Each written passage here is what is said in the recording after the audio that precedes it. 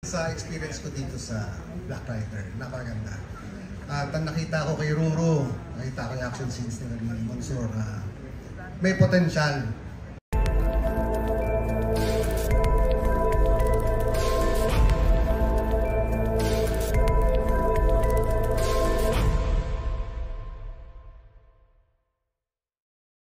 Ano ang pakiramdam that kasama kayo dito sa parang pinakamalaking proyekto ngayon ng Kapuso Network? Yan. Una sa lahat, so pasalamat po sa inyo lahat sa mga people na dumahan dito sa MediaCon.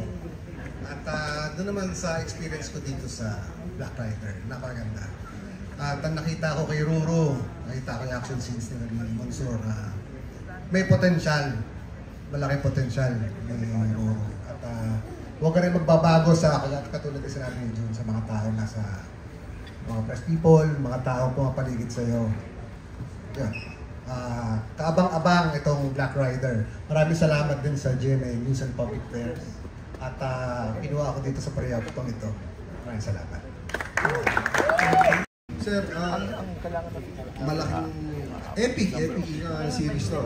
Bilang mga action stars yung kapanahonan nyo, how does it feel supporting this young man, Ruru, in this project? At kung may advice kong share sa kanya?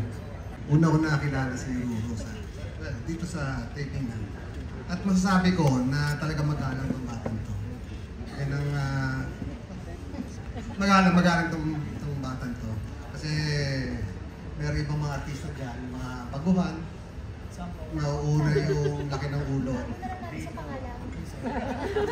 With acting skills, hindi naman niya kailangan ng alam naman natin na magaling si Ruru.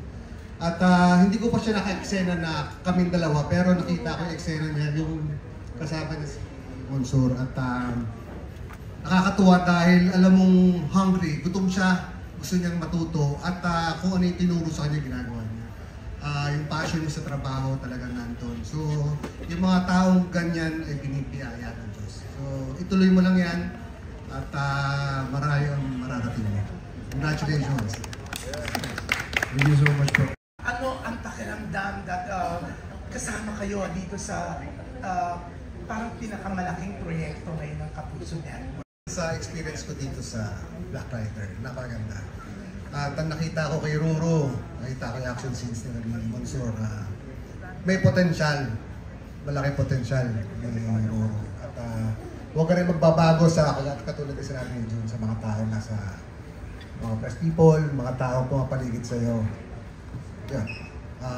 Kaabang-abang itong Black Rider. Maraming salamat din sa GMA News and Public Affairs. At kinuha ako dito sa proyektong ito. Maraming salamat.